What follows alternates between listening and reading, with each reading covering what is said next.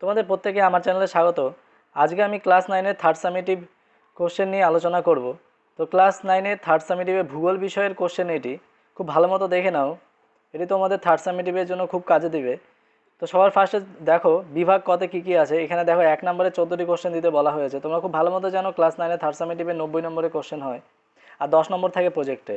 তো এই ভূগোল কোশ্চেন দিতে সবার ফার্স্টেই দেখে নাও বিভাগ কতে 1 নম্বরে 14টি কোশ্চেন দিতে বলা হয়েছে। সবার ফার্স্টে 1-এর 1 রয়েছে পৃথিবীর নিরক্ষীয় পরিধি মেরু পরিধি অপেক্ষা কত কিলোমিটার বড় হয়। এখানে 4টি অপশন দেওয়া আছে, তোমার যেটি সঠিক মনে হবে সেটি তুমি টিক মার্ক দেবে। তো প্রশ্নগুলো খুব ভালো মতো তোমরা দেখো এবং তোমরা নিজেরা সলভ করে নেবে। খুব ভালো মতো দেখো, এখানে 1-এর 1 থেকে শুরু হয়েছে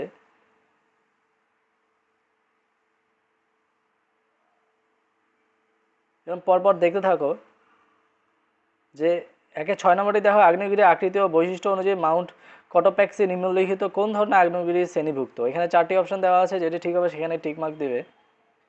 এরপর এখান থেকে শুরু করে তোমরা দেখতে পাচ্ছ যে 1-এর 14 পর্যন্ত নিল। 1-এর 14 লাস্ট কোশ্চেনটি যেটি রয়েছে, নিম্নলিখিত স্কেলগুলির মধ্যে কোনটিকে এককবিহীন স্কেল বলা হয়। এখানেও 4টি অপশন দেওয়া রয়েছে, যেটি সঠিক হবে সেখানে টিক মার্ক দেবে।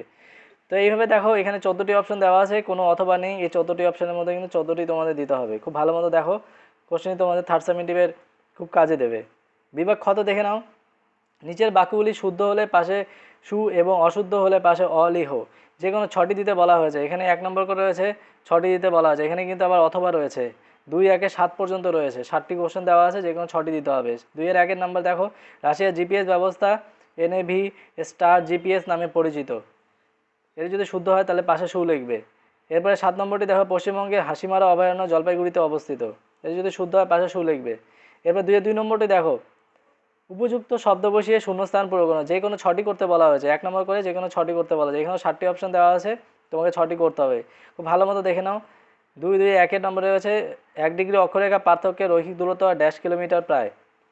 এবং 2-2-এর 7 নম্বর রয়েছে থিওডোলাইট যন্ত্রের ড্যাশ স্কেল ব্যবহৃত হয়। খুব ভালো মতো প্রশ্নগুলো দেখে নাও। 2-এর 3 নম্বর রয়েছে একটি বা দুটি শব্দের উত্তর দাও। এখানে কিন্তু 6টি করতে বলা হয়েছে।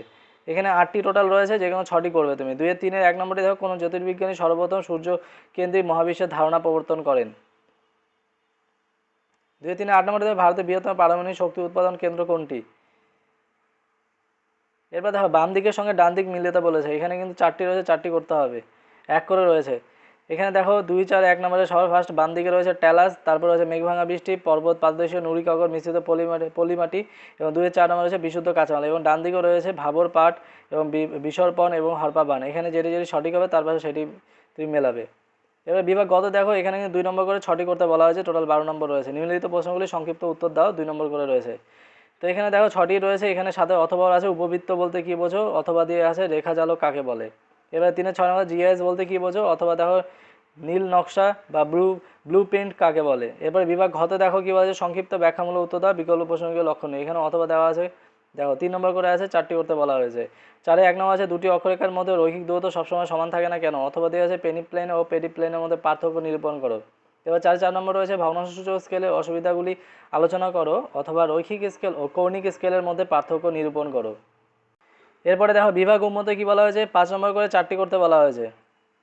এখানে 4টি দেখো, প্রত্যেকটিতে অথবা দেওয়া আছে। নিম্নলিখিত প্রশ্নগুলি উত্তর দাও। এক্স এবং ওয়াই এর স্থানীয় সময় যথাক্রমে শনিবার রাত 9টা ও রবিবার ভোর 3টে। এক্সের দ্রাঘিমা 90 ডিগ্রি পশ্চিম হলে ওয়াইয়ের দ্রাঘিমা কত। দ্রাঘিমা নির্ণয় অঙ্ক এটি। তারপরে অথবা দিয়ে দেখো রাসায়নিক আবহবিকারের প্রক্রিয়াসমূহ বিশদে আলোচনা করো। তারপরে 5-4 নম্বর আছে পশ্চিমবঙ্গের খাদ্য প্রক্রিয়াকরণ শিল্পের উন্নতির কারণগুলি আলোচনা করো, অথবা দিয়ে পরিপূরক বন্দর হিসেবে হলদিয়া বন্দর গড়ে ওঠার কারণগুলি ব্যাখ্যা করো। এবার বিভাগ চ শেষ নম্বরে দেখো কি আছে, 6 নম্বরে প্রত্যেকটিতে 1 করে রয়েছে। 10টি ম্যাপ পয়েন্টিং বলা হয়েছে। পশ্চিমবঙ্গের মানচিত্রতে তোমাকে পয়েন্ট করতে হবে। পশ্চিমবঙ্গের সর্বোচ্চ শৃঙ্গ জলঢাকা নদী, পশ্চিমবঙ্গের উষ্ণতম স্থান, এরকম করে দেখো 6-10 নম্বরে পশ্চিমবঙ্গের একটি মৎস্য বন্দর।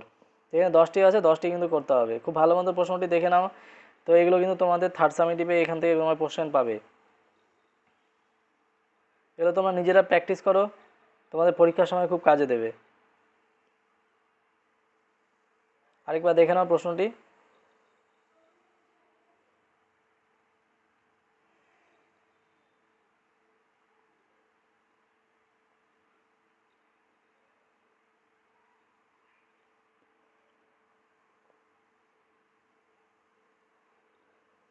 তো চ্যানেলটি ভালো লাগলে অবশ্যই চ্যানেলটি সাবস্ক্রাইব করবে, এভাবে পাশে থেকো। ধন্যবাদ।